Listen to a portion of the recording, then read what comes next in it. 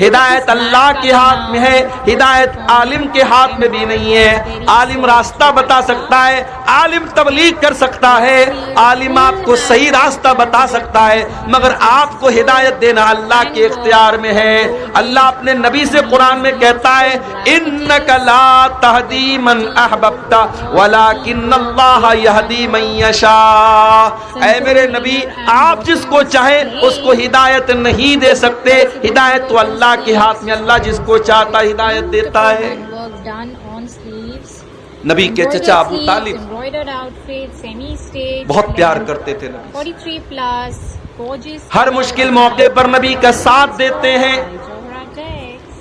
جب ابو طالب کے انتقال کا ٹائم آتا ہے، اللہ کے نبی چاہتے میرے چچا کلمہ پڑھ لیں۔ او لوگو، کتنے خوش نصیب ہیں وہ لوگ جن کے ماں باپ مسلمان ہیں، ماں کے مرنے کے بعد کم سے کم دعا تو کر سکتے، اے اللہ میری ماں کی بخشش کر دے۔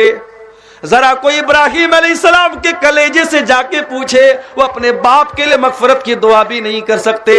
ہمارے پیارے نبی اپنی ماں کی مغفرت کی دعا نہیں کر سکتے تھے، ہمارے نبی نے بھی اپنی ماں کی مغفرت کی دعا کی اجازت مانگی، اللہ نے کہا کہ نہیں، اجازت نہیں ملے گی۔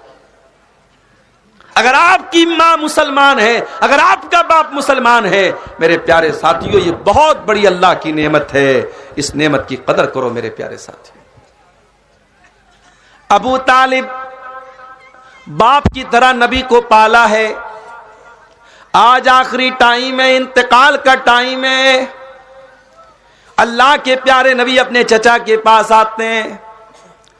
اے میرے چچا، آپ نے میرا بہت ساتھ دیا ہے، آپ میرے سہارا بن کے ہمیشہ کھڑے رہے ہیں، آج آپ کا آخری ٹائم ہے۔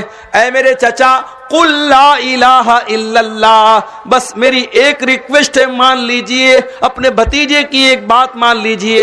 اے چچا، لا الہ الا اللہ پڑھ دیجئے۔ اے چچا، اس کلمے کے ذریعے میں اللہ تعالیٰ کے یہاں آپ کے حق میں لڑائی لڑوں گا اور آپ جنت میں جائیں گے، بس یہ کلمہ پڑھ کے آپ دنیا سے چلے جائیے۔ ابو طالب سوچ میں پڑ گئے، کیا کروں، بھتیجا اتنا بول رہا ہے، پڑھ دوں کیا کلمہ؟ وہیں پر ابو جہل بیٹھا تھا، وہیں پر عبداللہ بن امیہ بیٹھا تھا، اس نے کہا اے ابو طالب خبردار، مرنے کا ٹائم ہے، زندگی بھر اپنے باپ دادا کے طریقے کو فالو کرتے رہے، مرنے کے ٹائم کہیں باپ دادا سے بغاوت مت کر دینا۔ اے ابو طالب، اپنے باپ دادا کا طریقہ نہ چھوڑ کے چلے جانا، اپنے باپ دادا کے نام پہ کلنک مت لگنے دینا، اپنے بھتیجے کی بات مت ماننا، جو تیرے باپ دادا کا دھرم ہے اسی دھرم پر قائم رہنا۔ ابو طالب نے کلمہ نہیں پڑھا، آخری جملہ جو ابو طالب کی زبان سے نکلا، بخاری اور مسلم کی روایت، ابو طالب یہ کہہ کر کے دنیا سے گئے، علی ملت عبد المطلب، میں اپنے باپ عبد المطلب کے مذہب پر دنیا سے جا رہا ہوں۔ اسی لیے علماء کہتے ہیں کہ صحبت کا بڑا اثر پڑتا ہے۔ اگر ابو طالب کے پاس وہ ابو جہل نہ بیٹھا ہوتا، عبداللہ بن امیہ نہ بیٹھا ہوتا، تو شاید ابو طالب کلمہ پڑھ لیتے، مگر بری سنگت اور برے لوگوں کے ساتھ آپ اٹھیں گے بیٹھیں گے تو اس کا اثر تو ضرور پڑے گا آپ کے اوپر۔ ہماری بہت ساری مسلمان لڑکیاں کالجوں میں پڑھتی ہیں، اور وہ کالج گرلز کالج ہوتا ہے، وہاں لڑکے نہیں پڑھتے، صرف لڑکیاں پڑھتی ہیں۔ ماں باپ تو بڑے خوش ہیں، چلو آج کے دور میں ہماری لڑکی کوئی ایجوکیشن میں نہیں پڑھ رہی ہے، لڑکا لڑکی ساتھ میں پڑھتے تو بوال ہوتا، چلو لڑکیوں کے کالج میں پڑھ رہی ہے، ہماری لڑکی سیف ہے۔ معاف کیجیے، آپ کی لڑکی سیف نہیں ہے۔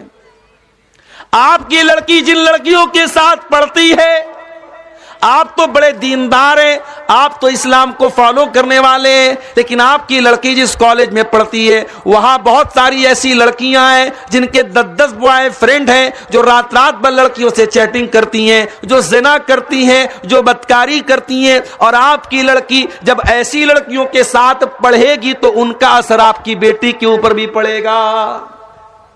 صحبت کا اثر پڑتا ہے میرے پیارے ساتھی. ابو طالب کے اوپر صحبت کا اثر پڑا, کلمہ نہیں پڑھ سکے, انتقال ہو گیا, اور قرآن کی آیت نازل ہو گئی, انک لا تہدی من احببت ولکن اللہ یہدی من یشاء. اے میرے نبی, آپ جس کو چاہیں اس کو ہدایت نہیں ملے گی, اللہ جس کو چاہے گا اس کو ہدایت ملے گی. ہدایت ہمارے ہاتھ میں نہیں ہے میرے پیارے ساتھیوں.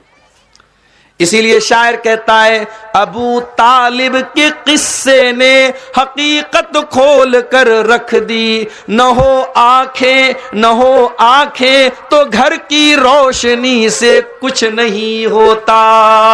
اگر آپ کی آنکھوں میں روشنی ہی نہیں ہے, آپ کے گھر میں بڑے بڑے بلب لگا دیے جائیں, بڑے بڑی مرکری لگا دی جائیں, بڑے بڑے ٹیوب لائٹ لگا دیے جائیں, اگر آپ کی آنکھوں میں روشنی ہی نہیں ہے تو لائٹ کا کیا فائدہ ہے. میرے پیارے ساتھیوں, ابو طالب نبی کے چچا ہونے کے باوجود, نبی کے گارجین ہونے کے باوجود کلمہ نہیں پڑھ پائے. ایک اور مثال دے دوں آپ کو. حضرت نوح علیہ السلام کا نام سنا ہے آپ نے؟ 950 سال تک, 950, 1000 میں 50 سال کم, اتنی عمر تک حضرت نوح علیہ السلام اللہ کے دین کو پھیلاتے رہے. اگر آج نماز پر کرم ٹولہ میں تقریر ہوئی اور کل صبح کوئی فجر نہ پڑے تو معاف کرنا, تقریر کرنے والے کا کیا قصور ہے؟ ہر سال جلسہ ہو رہا ہے, پردے پر تقریریں ہو رہی ہیں, لیکن آپ کے کرم ٹولہ میں جیسے ہی میں داخل ہوا, میں نے دیکھا جوان لڑکی اپنی ماں کے ساتھ جلسے میں آ رہی ہے, ہونٹوں پر لپسٹک بھی لگی ہوئی ہے, چمکدار کپڑا بھی پہنے ہوئے ہے, خوشبو میں بسی ہوئی ہے, اور تقریر سننے کے لیے آ رہی ہے. کتنی تقریریں علماء نے بیان کی, نہ بے پردگی میں کمی آئی, نہ بے حیائی میں کمی آئی. اگر آپ عمل نہیں کرتے ہیں تو معاف کرنا میرے پیارے ساتھیوں, اس میں تقریر کرنے والوں کا, بیان کرنے والوں کا کیا قصور ہے؟ نوح علیہ السلام 950 سال تک تبلیغ کرتے رہے, اور تھوڑے سے لوگ ان کے اوپر ایمان لائے.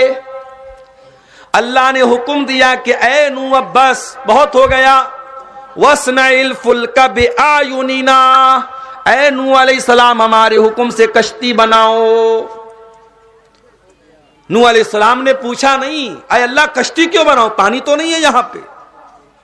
حضرت نوح علیہ السلام گنگا کے کنارے تھوڑی رہتے تھے, ان کو لال بتھانی سے منیہاریم کو جانا ہو تو ہمیں کشتی کا سہارا لینا پڑتا ہے, بیچ میں ندی ہے, وہاں تو دور دور تک ندی نہیں تھی. نوح علیہ السلام نے, اللہ نے حکم دیا کشتی بناؤ. نوح علیہ السلام نے لاجک نہیں پوچھی. آج ہمارا نوجوان ہر چیز کی لاجک پوچھتا ہے. مولوی صاحب, ایک عورت کا میرے پاس میسج آیا, مولوی صاحب یہ بتائیے کہ شوہر کے مرنے کے بعد بیوی کو 4 مہینہ 10 دن کی عدت کیوں گزارنی پڑتی ہے؟ میں نے کہا کہ میری بہن, بیوی کو اپنے شوہر کے احترام میں, میاں بیوی کا رشتہ احترام کا رشتہ ہے, بیوی اپنے شوہر کی عزت کرتی ہے, احترام کرتی ہے, سمان کرتی ہے, رسپیکٹ کرتی ہے, تو اللہ تعالیٰ نے حکم دیا ہے کہ شوہر مر جائے تو بیوی 4 مہینہ 10 دن تک عدت گزارے گی.